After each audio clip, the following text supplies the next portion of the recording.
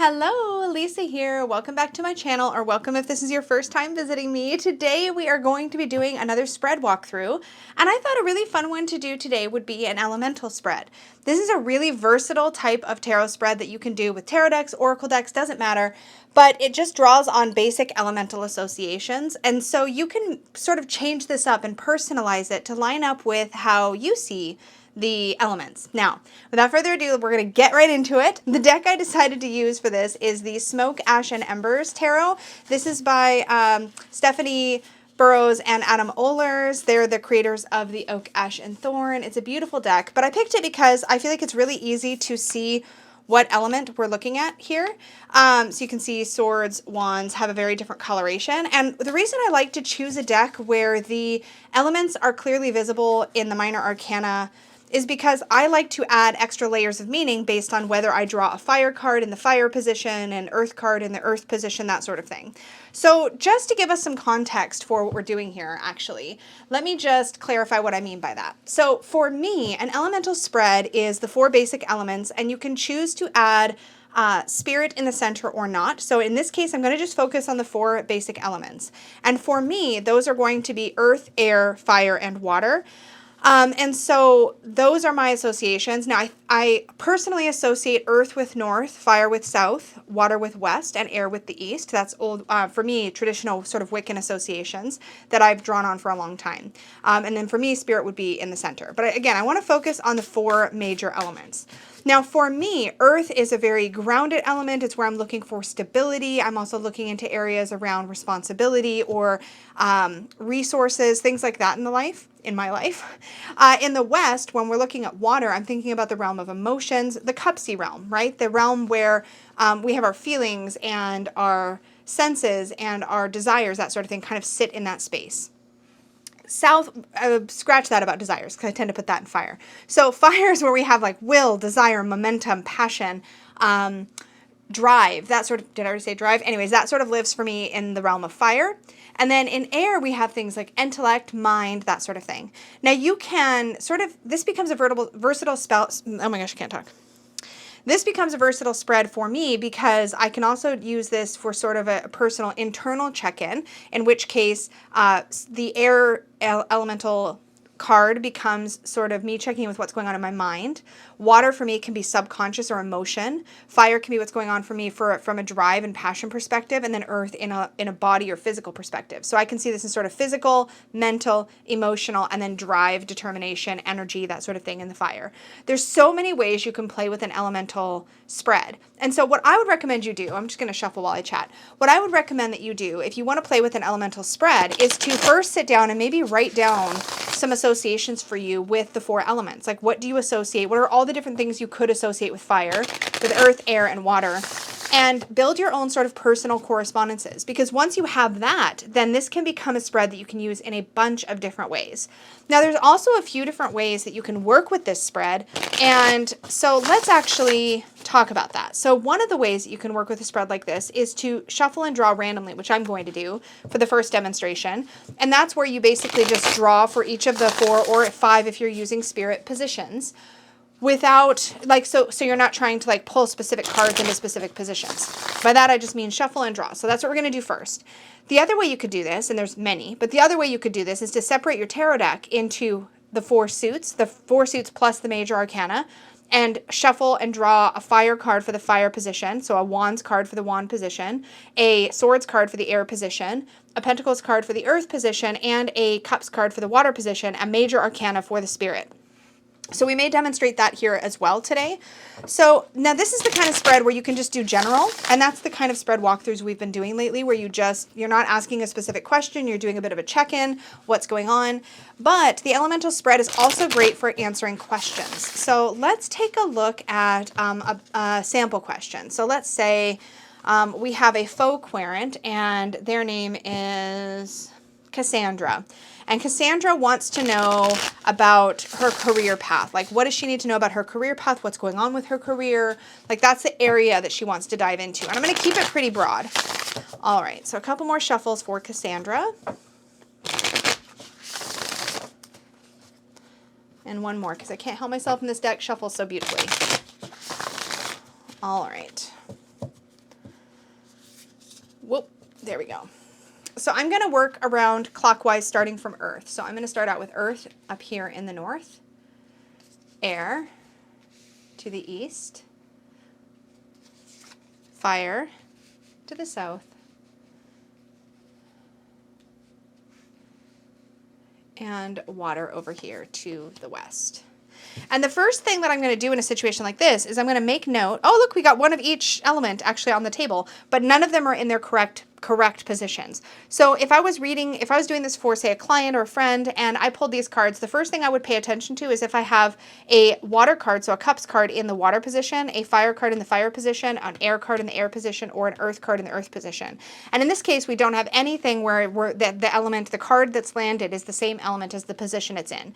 The reason I look for that when I'm doing this kind of spread is because I'm looking for emphasis in that area. So if I had drawn a water card in this random shuffle version, if I had drawn a water card in the water position, that would add a lot of emphasis and weight to that particular card and would tell me that water is probably the dominant energy that we need to look at for this particular reading. So in this case, that didn't happen. So now let's work our way through answering Cassandra's question about what's going on with her career, looking at each of these positions. And the way that I'm going to do that is kind of like math. So stay with me. I'm not a fan of math, but in this case, it kind of makes sense. So when we're reading the card in the earth position, I'm going to be thinking about the area of earth, so resources, body, physicality, stability, resources. Did I already say resources? Probably. And then I'm going to look at that plus this card to come up with a total meaning. That's kind of how all spreads work. The spread position plus the meaning of the spread position plus the meaning of the card equals the meaning for that particular part of the reading.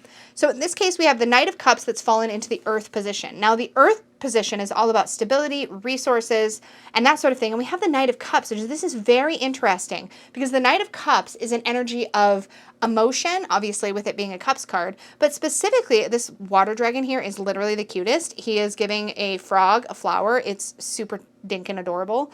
Anyway, I just said dinking. I don't think I've ever used that word before. That's not even a real word. We're going to go with it.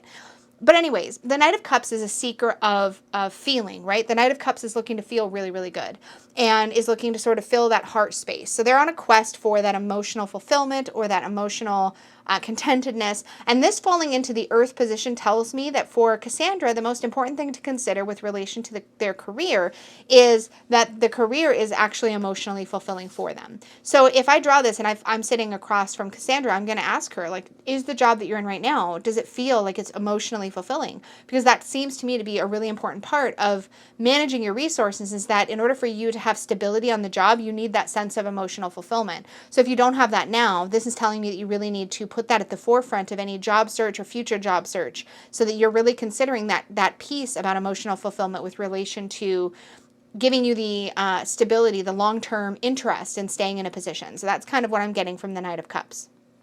When we continue clockwise, which is how I would read this spread, when we continue clockwise, we move into the realm of air. So air is what's going on internally. It's the mind space. So we can look at conscious or subconscious here.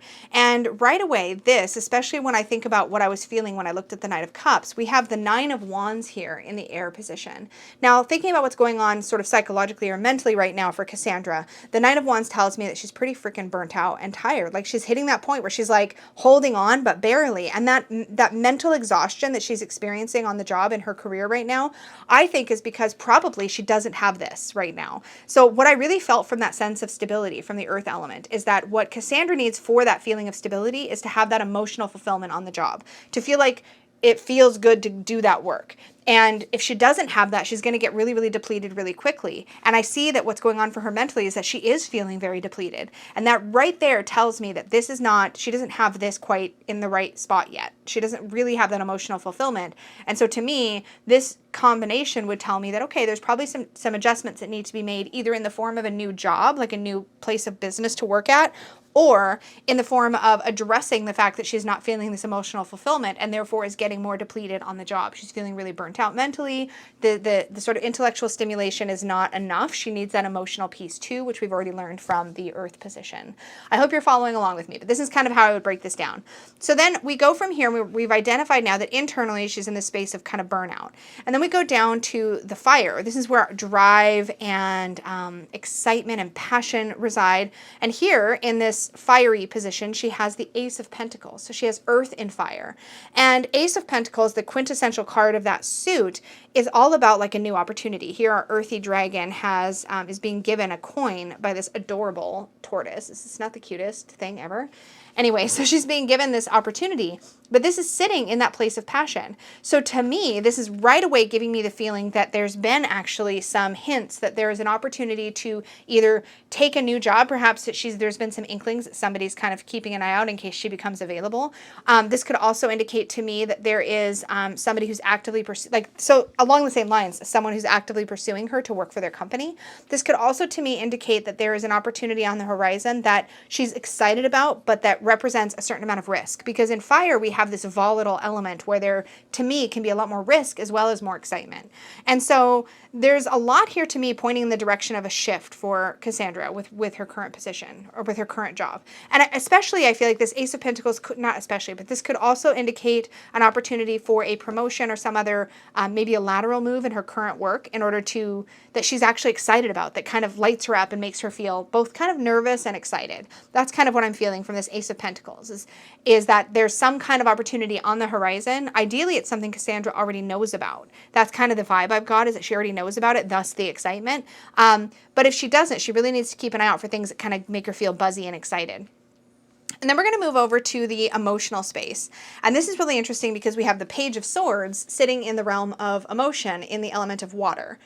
So to me, the Page of Swords is really curious. They're a learner. They're going to be studying. They're going to want to understand how everything works. And I think that what's been happening for Cassandra is that she's been sort of substituting her desire to feel fulfilled on the job with just kind of putting one foot in front of the other, because at least she's been learning a lot on the job. I feel like that's been a thing that she's been getting from it. And it has been giving her some sense of emotional satisfaction, but it's not enough to really give her that long-term stability, because that's the earth element, long-term stability that she's really looking for. So overall, I feel like what she needs is she definitely needs a job where she can be intellectually stimulated, because she does love to learn, and that's almost enough all by itself. But she also needs to have a sense of emotional fulfillment, and that could come from something as simple as just being surrounded by coworkers who make her feel really good about herself, all the way up to doing work that to her feels personally meaningful or like it's making a positive difference in the world. These two things really need to be in place for her to have sort of that emotional harmony on the job. And I suspect that that's not what she's got right now. She's got that intellectual stimulation, but not the emotional fulfillment, and is getting burnt out mentally at work, right? There's not enough of that emotional piece to sustain her. And then we have this Ace of Pentacles telling me that there is a sort of an opportunity either right in front of her already that just feels risky, that she may need to just take a leap for, or this also could be an indication that there's something coming, right? So something is, maybe I said the same thing twice. Something is either coming that's going to feel like this, or it's already in front of her and she knows it and she's feeling that sense of trepidation, like, do I go for it or not? And so ideally in a back and forth situation, we would be kind of gauging that off of each other. But if I'm reading the way that I typically do, which is in this sort of situation where I don't have Cassandra sitting in front of me, I'm giving her the messages from the cards all at once like this, that's how I would interpret this reading. And I know that I go really fast and I use a lot of words when I'm talking through these readings, but that's how I would interpret that. So let's take a look at a different way to do it. So I'm going to go ahead and just put this part on speed up and divide up my deck into its 5 suits so that I can show you another cool way to read this. And I actually kind of prefer this second method. It just takes more prep. So I'm going to prep the cards now and I'll be right back.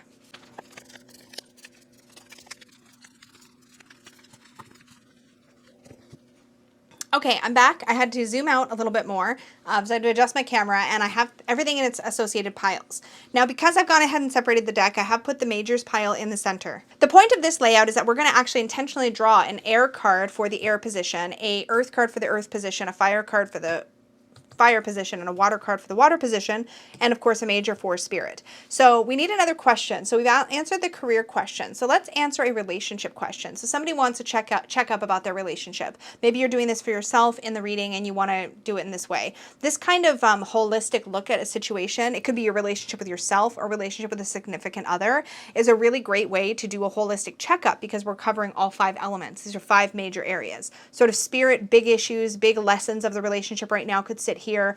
And then we have sort of responsibilities, anything earthly, that sort of how are we handling the responsibilities of the relationship, what's going on in the mental realm of the relationship, what's going on in the emotional realm of the relationship, what's going on where passion and intimacy is concerned, which I would have down here. So that's kind of one way you could do it. And so this can be about like, how is communication? Because we're looking at the realm of air. How is communication in the relationship? Is probably better than mental, right? So we have communication, we have sort of what's going on emotionally, we have what's going on tangibly, like the responsibilities in the relationship, and then we have what's going on with passion and sex drive and intimacy, and that kind of stuff can all sit here. And then this is like big lessons right now. What's the big overarching energy in the relationship right now? So our querent is going to be, what's a name I haven't used for a while? Let's go with Markham. I don't know, I just made that up. We're going to go with Markham. So we're going to start out first by shuffling the major arcana and looking at the overarching energy in the relationship. What's going on? I just can't get away from a good riffle if I've got enough cards and the majors are just thick enough that I can kind of riffle. All right, so big themes in the relationship for Markham and his partner. All right. So we have death. So we're definitely going through a major transition in the relationship. This tells me right away that there's a big shift. Often, perhaps there's an outdated way of being in the relationship that they're in the process of needing to learn how to let go of or move on from. Death is a transition from one way of being to another way of being, and often involves releasing things that are no longer serving the relationship. So this kind of tells me that this is the phase that they're in. So let's take a look now at Earth and look at how we're dealing with responsibilities in the relationship. What's going on when it comes to the nitty-gritty of just doing stuff, of whether it's just being in the space together, whether it is how they're managing jobs and finances and other responsibilities to one another or to their children if they have children. So this is kind of something I'm going to be looking at here in the earthly position. So when it's few like this, sometimes I like to fan it out a little bit and kind of feel for the right card. Okay. So here we have the Knight of Pentacles. So this tells me that when it comes to the responsibilities of the relationship, this part seems to be going pretty smoothly. Now the Knight for me, I didn't really hold up the Death. Let me hold up that major arcana card so you can see it. So that's our major arcana. And then we have the Knight of Pentacles in that realm of responsibility and sort of steadily getting the things done that need to be done and finances. Knight of Pentacles to me is very steady, responsible, reliable energy. So this tells me that this part of their relationship is progressing nicely. It's steady. There's not big hiccups in this particular area. So this is probably not an area where we're seeing any sort of major bumps or problems. So this to me feels very positive because the Knight is such a reliable, steadfast kind of energy. They do stay focused on their goals. I would say something to keep in mind with the Knight of Pentacles is it's very risk averse. So there could be situations that come up in the relationship around the topic of finances where perhaps one or both partners are not really in a space where they want to take a lot of risks right now. And if they were to say, come to me specifically with questions around, maybe they want to buy a house or they're ready to take some big financial step. Knight of Pentacles to me is that like, keep working towards that goal, but don't make any big dramatic or drastic moves right now. We want to keep things sort of steady, tortoise, not the hare kind of situation. Okay. Let's move over now to air. And this is where we're going to be looking at the communication between the two partners. So Markham and his partner. How are they communicating? Is there any communication issues that we need to be aware of? What's going on in the realm of communication? So I really want to focus on communication since it's such a big topic for a lot of couples. It feels like that one right there. So here we have the King of Swords. This is also, I think, a pretty decent card. Now, this could indicate that one of them has a tendency to dominate conversation, tends to be a little bit more confident in how they express themselves and what they want. So I would ask them to take a look at, I'd ask Markham specifically to take a look at how communication is going. If Markham is the one that tends to sort of dominate in the conversational area of the relationship, to maybe ask him to do more listening. So a little bit less speaking, a little more listening to find some balance in this area. But the King of Swords can be a very analytical, very sort of mindful of their speech and communication with it when they are in their absolute best sort of position and their best light. But the King of Swords, like I said, can also be a little bit pushy and domineering as far as like thinking that their way is the right way and just being very kind of mentally or vocally stubborn, you know, very like controlling in that way. So I would say, okay, keep an eye out for those kinds of dynamics in the relationship and make sure we nip those in the bud by communicating and letting, you know, our partner know that like this is not how we want to be communicating right now. But I don't get major vibes of issues, more just that it is possible that one of them has the stronger vocal personality in the relationship, and that's something they need to be aware of and navigate through. So next we have in the realm of fire. So this is where we're looking at how are things going from a passion perspective, from an intimacy perspective. Are things going well? Are there any hiccups we need to be aware of? Anything to look at specifically? and we have the Ace of Wands. To me, this is great. This is a passionate card. There's a lot of spark there. It can also be some advice to the querent to make sure that they are tapping into this like fiery spark energy if things have gotten a little bit ruddy, like as in RUT-TY. I'm making up words. But if they're in a bit of a rut, basically, in an intimacy perspective, then this is implying that we need to sort of get that spark going again, reconnect to that fire in the relationship. So I'm going to be, in a minute, once I've finished all 4 positions, I'm going to come back to this and sort of tie it together and look at what these 4 cards tell me about what needs to be released overall in the relationship. What do we need to let go of for things to go smoothly? But first, let's take a look at the emotional connection and what we need to know about what's going on there. So this is our water position. My dog is snoring right next to me, in case you can hear her. She's just like sleeping and snoring. All right. Well, this time I tried to riffle. That's interesting. I didn't do that with the other ones. All right. Let's see.